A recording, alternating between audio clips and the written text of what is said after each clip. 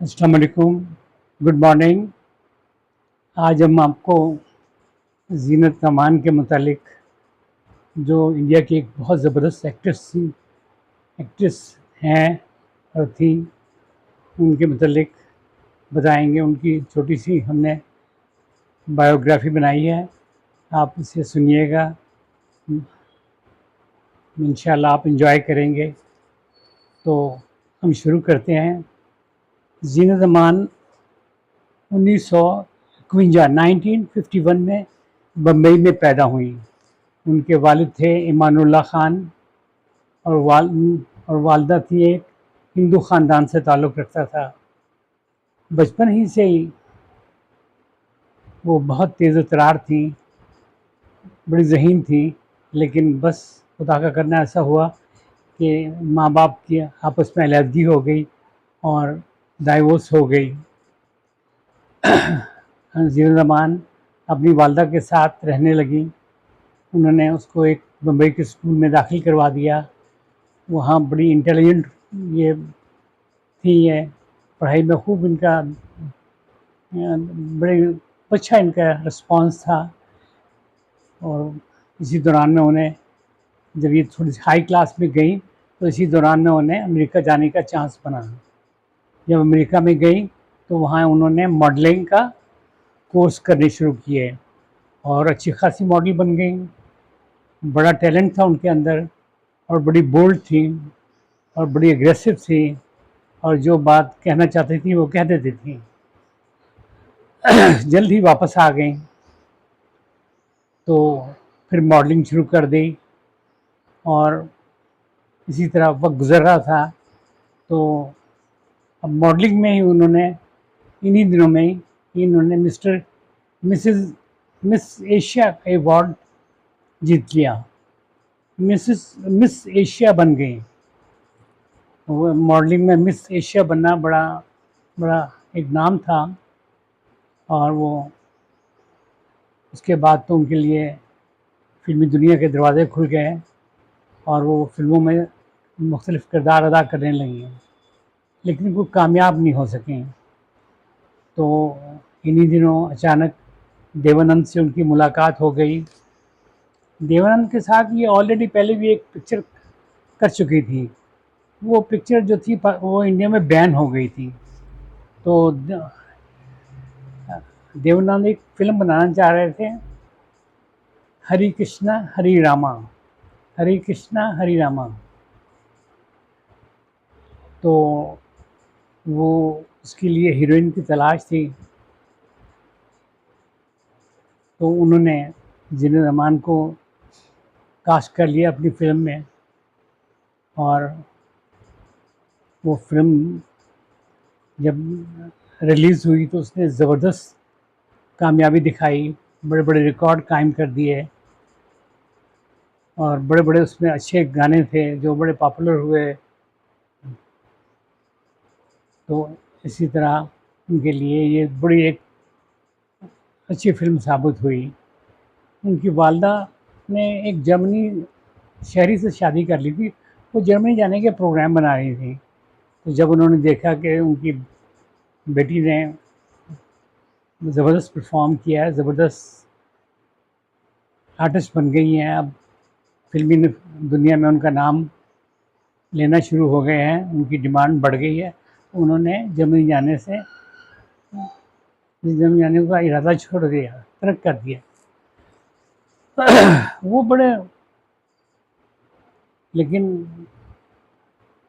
اور اس کے بعد ان کے لیے کافی آفریں آنی شروع ہو گئیں مختلف، تو وہ اب ایک سے ایک بڑھ کر فلم آ رہی تھی، اور بڑے سے بڑا ایکٹر ان کے ساتھ کام کرنا چاہ رہا تھا۔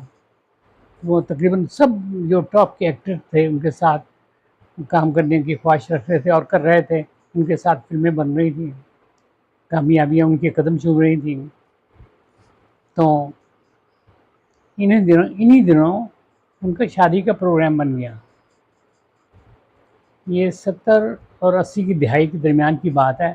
اپنے جوبن پہ تھی، اپنے بڑے ٹاپ کلاس اپنے کیریئر میں تھی، اپنے بڑے زبردست ان کا نام چل رہا تھا انڈیا میں، اور مختلف انہیں ایوارڈز مل رہے تھے، اور وہ بڑے کامیابی کی طرف وہ بڑی تیزی سے جا رہی تھیں۔ سنجے خان ایک ایکٹر تھے، ان کے ساتھ ان کی شادی ہو گئی، وہ 1 سال چلی، اور 1 سال کے بعد ڈائیورس ہو گئی، لیکن وہ شادی بڑی تکلیف دہ تھی، انہیں بڑی پریشانیاں اٹھانی پڑیں، تو آل دو ڈائیورس ہو گئی، لیکن پھر اس کے بعد وہ فلمی دنیا کے ساتھ جڑی رہیں، اور بڑی اچھی اچھی فلمیں کی انہوں نے۔ تو پھر انہی دنوں کی بات ہے کہ انہوں نے ایک مظہر خان کے ساتھ انہوں نے شادی کا پروگرام بنایا۔ مظہر خان کے جو پیرنٹس تھے، والدین تھے، وہ زین الامان کو اتنا پسند نہیں کرتے تھے، لیکن مظہر خان اور زین الامان نے فیصلہ کر لیا کہ ہم شادی کریں گے۔ انہوں نے شادی کر لی، اور لیکن یہ بھی شادی کو اتنی کامیاب نہیں چل رہی تھی، اور ہر مطلب کچھ گھریلو مسائل بہت زیادہ اکٹھے ہو گئے تھے، تو لیکن زین الامان اس کو نبھانے کی پوری کوشش کرتی رہی۔ انہوں نے جو فلمیں بنائیں اس میں ہری کرشنا ہری راما تو تھی ہی، پھر انہوں نے روٹی کپڑا اور مکان بنائی، پھر انہوں نے اور بہت سی فلمیں بنائیں۔ انہوں نے علی بابا 40 چور فلم بنائی، وہ بھی بڑی پاپولر ہوئی۔ قربانی ایک بڑی اچھی فلم تھی جو بہت پاپولر ہوئی۔ پھر انہوں نے انصاف کا ترازو ایک فلم تھی بہت اچھی، وہ بھی بڑے اس نے ریکارڈ قائم کیے، وہ بھی بہت اچھی تھی، وہ بھی انہوں نے بنائی، اس میں بڑا اچھا انہوں نے کام کیا۔ غرض انہیں بہت ایوارڈ اور بڑے شہرت ان کے بس آس پاس ان کے اوپر گھیرے کیے ہوئے تھی، دولت اور شہرت دونوں کٹھی ان کے پاس تھیں، لیکن شادی کا سلسلہ کوئی صحیح نہیں چل رہا تھا۔ اللہ تعالیٰ نے ان کو 2 بیٹے بھی عنایت کر دیے، 2 بچے ان کے ہوئے، ایک بیٹا ہوا، پھر دوسرا بیٹا ہوا، لیکن حالات پھر بھی بہتر نہ ہو سکے۔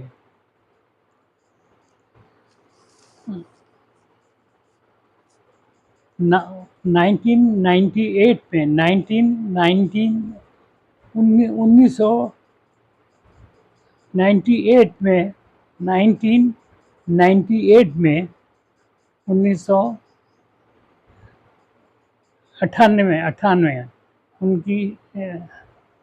ان کا انتقال ہو گیا، مظہر صاحب کا۔